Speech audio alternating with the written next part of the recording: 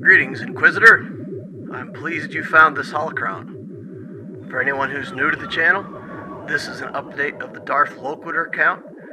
I make a video every week showing all of my progress, where I spend my credits, how I develop my... Welcome back, Officers of the Republic. Is your Coruscant Underworld Police Chief AP Gaines here, and I am joined by our esteemed guest, Darth Loquitur. How are you doing, my friend? Wonderful, doing wonderful. How about yourself? Life is life, but we hang in there, and Swago keeps us going strong, am I right? All right, so we're going to talk about an exciting topic today that a lot of people question on stream, not only your stream, but my stream, and that the question is, how do I prepare for Grand Arena? Specifically, what do I do for defense? What do I do for offense? We have two different philosophies. We're going to talk about them here so that you can look at your roster, decide which path you're going down, pick which strategy might work well against an opponent one week versus an opponent the other week. Stuff like that in general. So you ready to get started? Absolutely. So for the example for this video, we're going to use my girlfriend's account. We're going to use the Nikki Biggs account right here. We're going to talk about what she should do, what she shouldn't do, stuff like that. So you have the account open, I assume? I think we talked about that. All right, so we're going to hop into her account right now. And as you can see, she's a new free-to-play player. She just hit level 85. She just concluded her first ever GAC. Didn't lose any battles, but that's because, in Division 11, Division 10, Darth Loquitur, anyone with a tiny amount of efficiency is going to dominate in Division 11 and Division 10. It's not necessarily the stomping grounds of high efficient, high intellect Swago players as a whole. But so we have her account opened up here. As you can see, she has a relic, her first ever relic character. She has her Vader. She has a couple of good teams here and there, nothing fantastic, but in terms of Division 11. And now that she's in Division 10, definitely suitable. So defense versus offense. I'm going to talk about my philosophy really quickly. Darth Loquitur is going to explain his, and we're going to talk about how you can apply each of our philosophies in different circumstances in order to make sure that you always win your Grand Arena.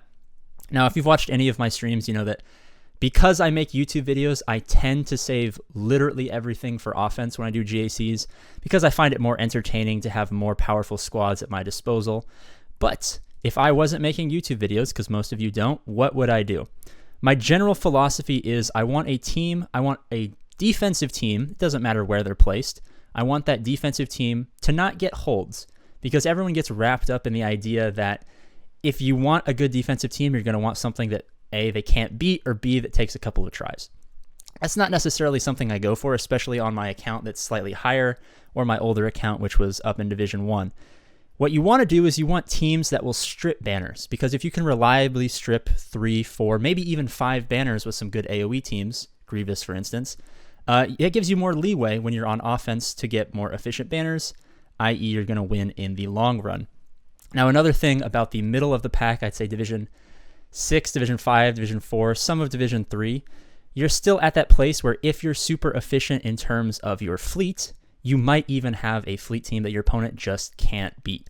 And that's going to be different from maybe in Division 3, Division 2, Division 1, where you can place fleets like, help me out here. What's Holdo's ship, the Radis, where you can just absolutely blitz people, take a couple of banners away, be more efficient on offense, and survive that way. So generally, that's what I tend to do. We're going to get more in depth into that in just a second. But Darth Loquitur, explain what you do, not only in your free-to-play account, but also the account that you've had for a little bit longer. Yeah, so my philosophy is to win. And I found that placing a strong defense and sometimes even committing your very best teams to defense is a good way to win. And if you look at the matchup and you can tell, maybe you can kind of predict where your opponent's going to end up using their offenses against the defense that you set, you can really lay a trap for them, either with a clever team on the back wall or something like that. So the way I think of it is this: if I place my best team on offense, I can get one good, clean win. If I place my best team on defense, I might get a hold. I might get 3, 4, 5 wins. So once they can't get through my best team, very quickly the rest of their roster becomes useless. So there is some strategy to saying, look, if I don't think they can beat my very best team, I'll put it on defense every time and just look for them to get held up. and then I can save a lot less teams for offense. And as long as I'm more efficient with my wins, I still get the win overall. So that's my philosophy. Take my best team and make them beat it. And especially if you know what you're doing with mods and you mod your characters and mod your teams well and get their timing down, other players, especially at lower galactic power, don't really know how to do that very well. So if you've got a well-modded team, you put it on defense and just let it stand there like a brick wall. So I'm definitely willing to do that. With fleets, I'm much more inclined to what you say. I always want to keep my best fleet for offense and just tear through what they've got. But there is, there are people who don't pay any attention to fleet. And if they can't beat my best fleet, then that'll be my move. I'll put my best fleet on defense. I'll throw off a bunch of garbage teams. And like you said, keep everything for offense and just steamroll them, knowing my ships will hold. Yeah, and something I want to bring up really quickly that you touched on, and I'm happy that you did, is that defensive teams as opposed to offensive teams have a higher ceiling for efficiency in Grand Arena. Let's take a random analogy. If you have a player who's really consistent, but they can't reach that top end, or you have a player that's wildly inconsistent, but they have the potential to be fantastic. That's what a great defensive team can be. They could go through it with pretty efficient banners.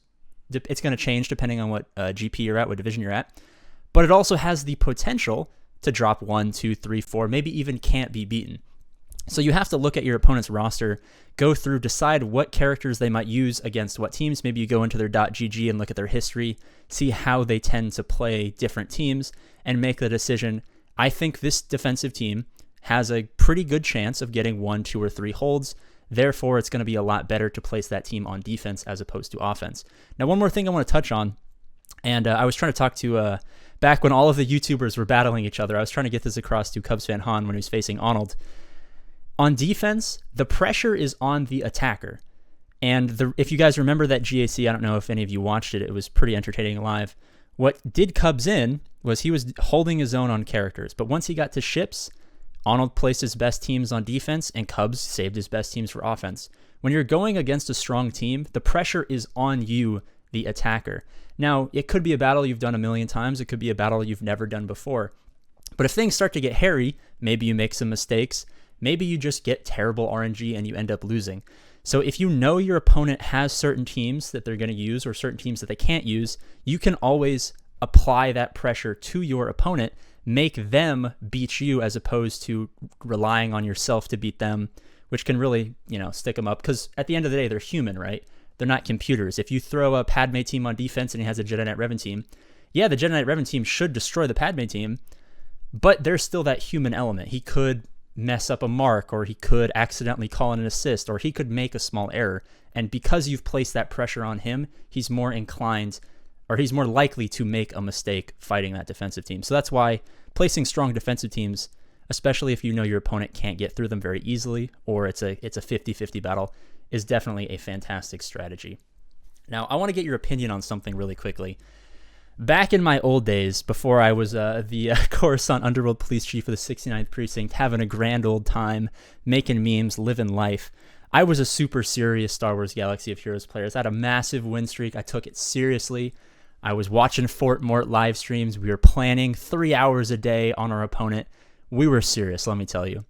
And oftentimes what I would end up doing is I would look at my opponent's team and I would say, well, they have this team, this team, this team, and these teams directly counter this.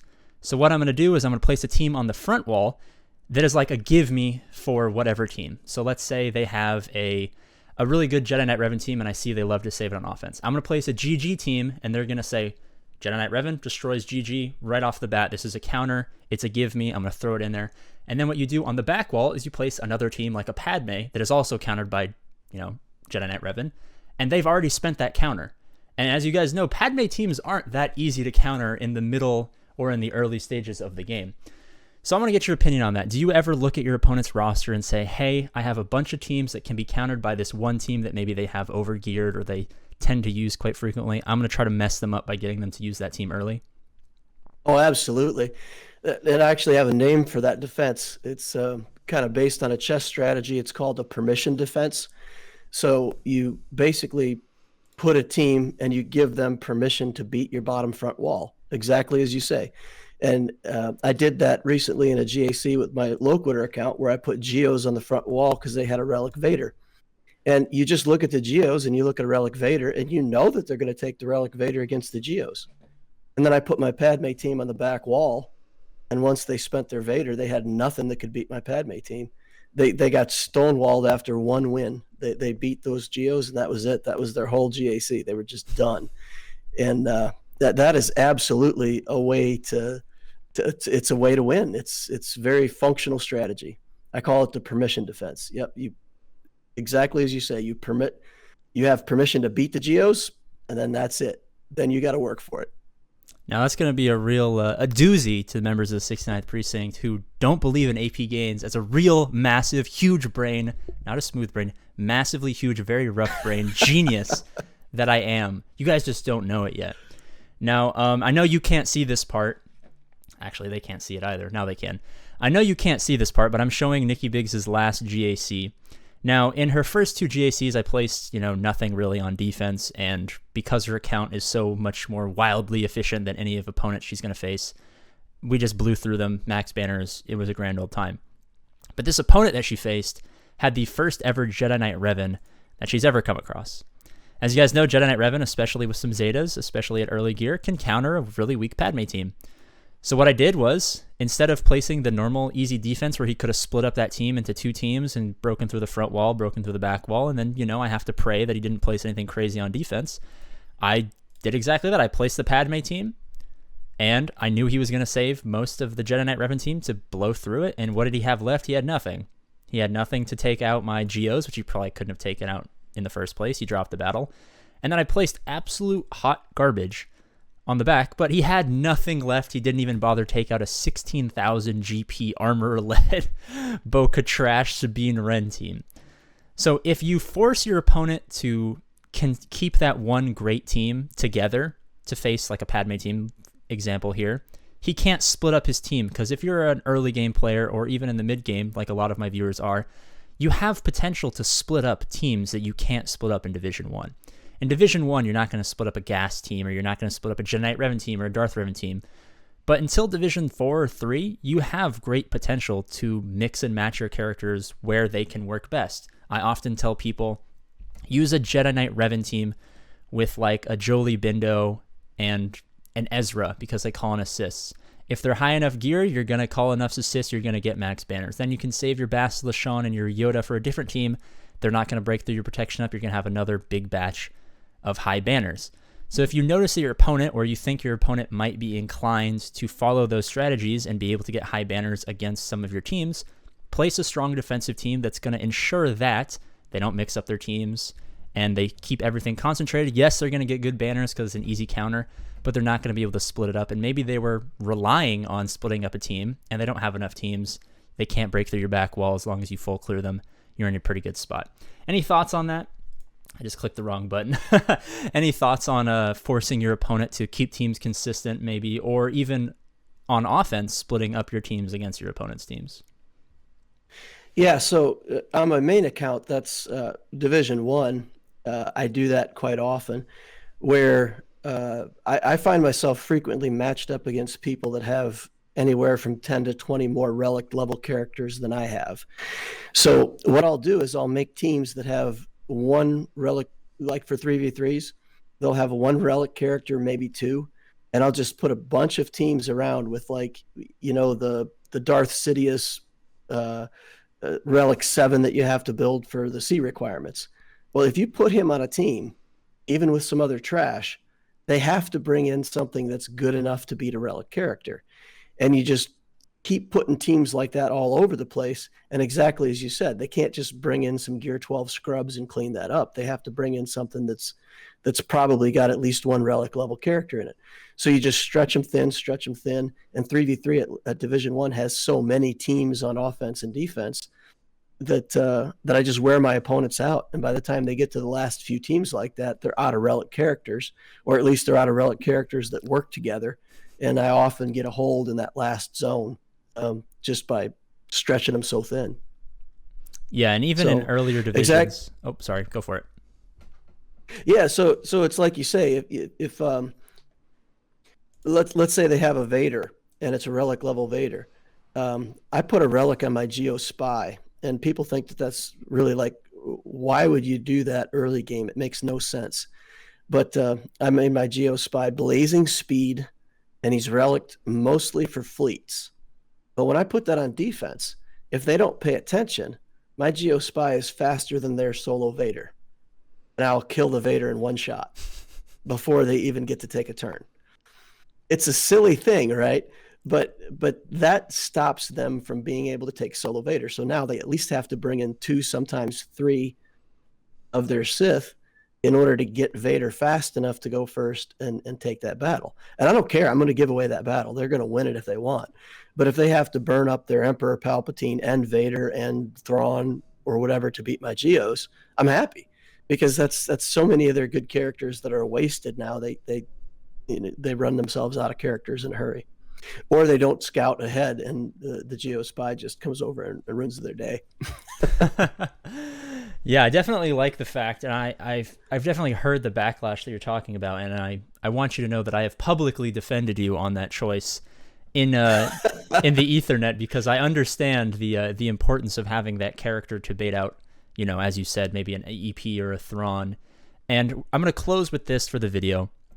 Something that I find happens a lot, and because I work with early and mid-game players, oftentimes they come to me with, you know, asking questions, asking for advice. I know you do a great service of helping people out, especially with your Patreon. So if you guys have questions and you follow Darth Loquitur a lot, that's definitely a place that I would check out. But a lot of people ask me, I oftentimes run out of teams when I go on offense. And I say, well, why do you run out of teams? Do you not plan, you know? Do you not save the required 7 or 8 or whatever teams you need? And they say, no, I save the 7 or 8 teams. But oftentimes you're going to drop a battle, or you're not going to be able to split up a team the way you want because of just how the cards fall on your opponent's defense. So I find it very important to a lot when you're preparing your 3v3 or 5v5 teams in your little squad tab to not just not set up 8 teams that you're going to use on offense, or whatever amount of teams it happens to be for wherever you are in the game, but to have an extra 2 or an extra 3 teams that, just in case, you know, you drop a battle, you still have a chance to full clear, because, you know, maybe your opponent drops a battle. How do you feel about that, especially for earlier game players where you don't have access to a bunch of teams? Do you err on the side of save maybe an extra team for offense, or place a stronger defense and, you know, hope that your opponent just is less efficient than you? How would you play about that in the earlier, maybe with your free-to-play account? You know, you don't have 40 teams, so what do you do for there? Yeah, so my whole thing with I do account reviews for people, and I try to help. And basically what I say is, at a low level, when you're, I don't know, through Division 8 or so, you really need one big team for defense and one big team for offense. And I always tell people to imagine that your opponent is building their squad arena team, because they are. So you always need to have one defense that's potentially good enough to stop the opponent's arena team, and you need to have your own arena team that's good enough to beat anything that they put on defense. So that's like the starting baseline is you have to have one good offense and one good defense for sure. And the definition to me of a good defense is, like you said, something that steals banners, but also it needs to be something that the AI knows how to play. Geos are a very good defensive team because the AI really can't mess it up. A Geo does something, all of the other Geos jump in, and that's just how it works. Like there's not much for the computer to mess up. The AI is not very good at playing Vader, for example. But if you put Vader with Palpatine, when Vader does his Force Crush first, he'll get a second turn. He'll be able to go into Merciless Massacre. So Vader becomes a viable defense with a Palpatine lead. So if we think about things like that ahead of time, and we say, okay, we're probably not going to put Vader on defense very often, but we have that option because we know how to build a team where the AI can actually play Vader somewhat effectively, and we may need to make use of that. So the beginning of the structure is to have those 2 really good teams, and then you want to have other teams that fill in. So you always want to have 1 or 2 teams that you're working on that are low level, gear 8, gear 9, whatever, and you can call those cleanup teams. And oftentimes, the way I build, and if you look at my Loquitur account, it's built this way. A lot of the teams have 1 or 2 good characters and then 3 lower level support characters. And I'll bring up those 1 or 2 characters just to make the team viable. So let's say at Division 10, you need 3 teams on defense, 3 teams on offense. If you have 6 good teams, you could put 2 good teams on defense, 1 complete garbage random team of junk on defense, and have 4 viable teams for offense, 3 that you plan to use, and 1 to clean up. So that's a little bit how to plan your account. And then once you get to about Division 8 or so, then you start needing to have an extra defensive team and an extra offensive team. And it makes sense. You get your galactic power up to about 1.2 million. And then having about 8 functional teams starts to make a lot more sense. And then for sure, by the time you get to Division 5, you need to have good, solid teams that are extra in addition to what you need to lay down on the table. But my strategy for always having enough on offense is, either to play a defense in a way where, let's say I put 3 of my best teams on defense. I know that I'm playing for a 2-zone win. I'm just playing to win in front of ships, beat ships, and win that way, and have them lose on banners. So you can also play it that way, and you say, look, I just don't have enough teams, so I'm going to put everything I have on defense, and I'll just take 1 best offensive team to beat what's in front of fleets and win that way.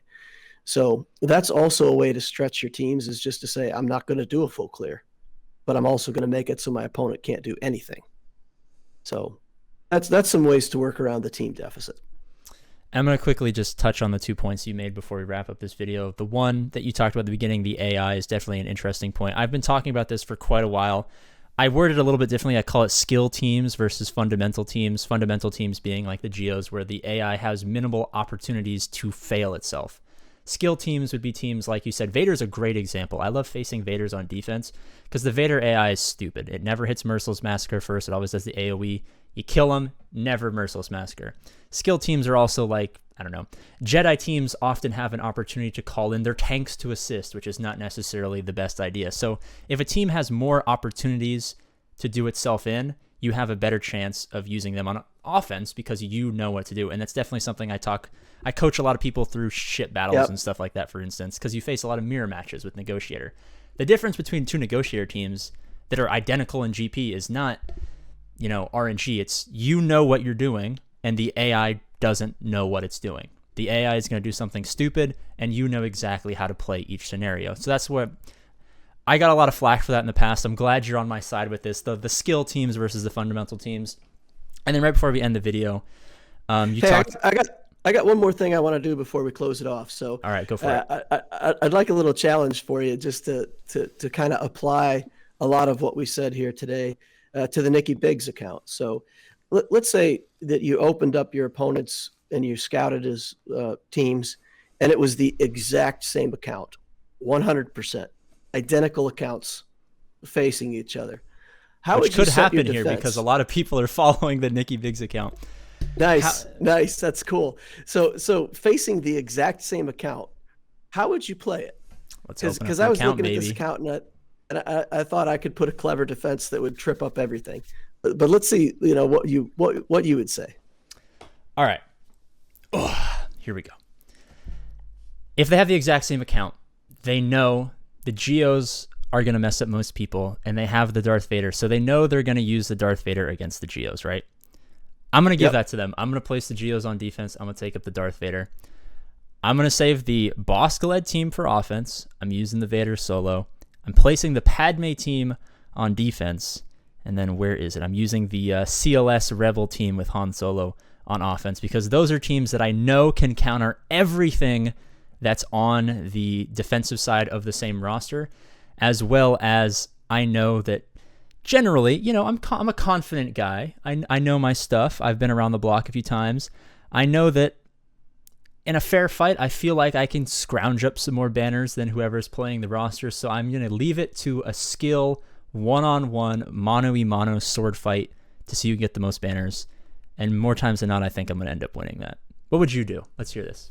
I'm excited. Okay, so you had Geos on the front. You went fast, and I couldn't quite keep up. So you had the Geos on the front and the Geos bottom. in the back. Geos in the back. I got the Separatist teams on in the front, and then in front of ships I have the garbanzo bean. What do you call it? And we're talking 3v3, right? Since it's 3v3, do you want to go 5v5? Doesn't really matter either way. The armor team garden ships. Okay. Once they have mods, because they don't have mods, because she doesn't know how to play this game and she doesn't mod characters. Okay. So here's what I would do. And this is, again, it's like a strategy. Your mind goes so automatically to the Vader versus Geo matchup that I would not do that. I wouldn't play into it, right? So what I'm going to do is I'm going to put the Geos front bottom. Okay. And I'm going to let you take them with Vader. Mm-hmm. And then behind that, I'm going to put Emperor Palpatine, Vader, and one other character. I'm not sure who. What are you going to do? Against that team? Against Vader on defense in the back. So what are you using against my Geos? Darth Traya. You've got a Zeta Darth Traya here. This Traya can't beat Geos. It's been tried. This Traya is not Traya enough to beat Geos. Okay, so I would put in Bosk. Okay. And if it's 3v3, I would put in Boba Fett and Jango Fett. Okay. Because the Geos have to kill each one of those twice to get it to stick. Okay. And that should give them enough turns. And Boba Fett's going to be able to put ability block onto the Geos, and Jango Fett can put the fire on them for more damage, and potentially they wear themselves out and then just burn to death when they take their turn from the flames. So I would risk the whole Grand Arena on the fact that Traya could win and I couldn't get through the Darth Vader. That's correct. Yep. I would actually put I would probably put the Jedi team on defense in front of the ships, again, because once you've used up that Vader, that Bastila Shan led Jedi team is going to be tough to get through on defense. And I still feel like I've got plenty of offensive tools with the Traya and the Rebel team and the other stuff in the account. I'll get to your ships. You said you were going to put a trash team in front of the ships. So, it may be that you're stuck with a one zone clear. You get the Geos and then that's it. This is why we need Sandbox, because this is the content that people want to see. This is what would make Star Wars Galaxy of Heroes the best game ever. Same rosters, GAC. That's where the money is at. Capital Games. I'm going full cam. Yeah. Where's my full cam? Capital Games, I know you hate me. You've actually copyright claimed me 3 times. I'm out to get you. You tried to shut down my Padme guide, but we still went around it. I want to see it. Put your money where your mouth is, Capital Games, because that would be entertaining. Who would watch that? Let me know in the comments. You guys would watch that. I think that would be a fantastic Grand Arena. I would love to see people get an account and have all the standard characters in it, like you said, identical accounts, and then you get like 1 month to work on it. That would you be can so do great. Whatever you want. Work on mods, work on characters, build up some other stuff that's not in there. And then at the end of 1 month, you match up in Grand Arena, and it just locks you in for 4 weeks, and you got to play that account for 4 weeks. That would be the dream. It would be phenomenal. Super Omega overpowered accelerated rates, so you can get some characters up. Quadruple drops on mods. I think it would be fantastic. I think we just Cool worked stuff. our way into a job at Capital Games. We could be rolling in the big boat. Guys, it could be AP Gains and Loquitur right now, but it's going to be CG_AP Gains and CG_Darth Loquitur in about a month. So you guys better be on our good sides. All right, man. Any closing statements before we wrap up this video and then go make a video over on your channel? Yeah. So, again, I'm working on getting my Patreon up and running, and I'm trying to make that valuable for people who want to go over there. And this content specifically, how to, when you look at your account and you're trying to figure out what teams to build next, how to decide whether you need an offense team, a defense team, a flex team. And then I've got 6 different defined strategies for defense. The permission strategy that we talked about today is 1 out of 6. And it's just to kind of give people some templates and things that they can think about once they've scouted their opponents. So if you're willing to come over and support me, that's some content that you get over on the Patreon. Yeah, if you guys are, and I know most people who watch my channel are early new game players. Shout out to all you end game players who still watch me. Not sure why, but you guys are fantastic. You know who you are. and I know who you are on Discord. I give you a hard time all the time. But if you guys are new to the game and maybe you don't understand the intricacies of some of the things that we talked about in this video, that's definitely a great resource that Loquitur is giving to you guys. So definitely go check that out, especially if you're new to the game and you're trying to get a quick fast track on what's what. Definitely something that would help you guys progress incredibly fast, as opposed to, wandering through the wind and doing whatever your heart desires. All right, man. So thank you so much for being on the channel. You were the most requested. I threw up a poll, and you almost beat out Arnold, but you beat out everyone else. So thanks for being here. As always, I love all of you guys, and I'll see you later.